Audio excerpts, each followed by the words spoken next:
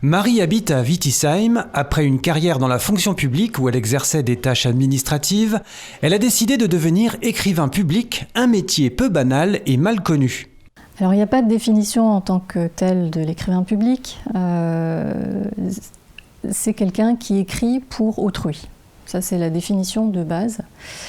Mais ça peut recouvrir tout un tas de choses puisqu'on peut écrire pour tout, pour toutes les occasions, pour tous les publics. Dans toutes les circonstances de la vie.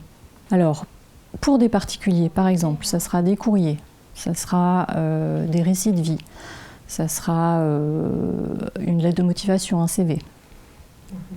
Les étudiants, beaucoup, font appel aux écrivains publics pour corriger leur mémoire.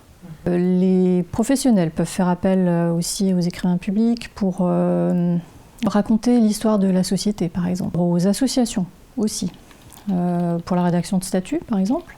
Puis les collectivités aussi, collectivités locales, peuvent, et ça se développe beaucoup dans d'autres régions, où les collectivités en fait rémunèrent un écrivain public qui intervient gratuitement auprès des publics qui en ont besoin. Le principe aussi de l'écrivain public, c'est qu'il ne doit pas mettre sa propre patte.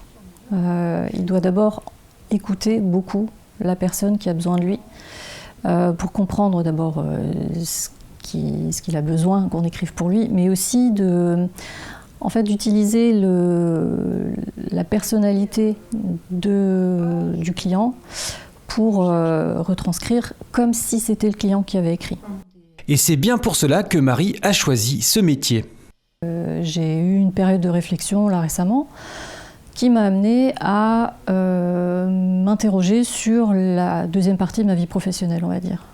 Qu'est-ce que j'avais besoin, qu'est-ce que j'avais envie de faire et de réaliser en fait dans ma vie professionnelle. Et je me suis rendu compte que j'avais un véritable besoin de venir en aide, en fait d'être utile en vrai, en direct.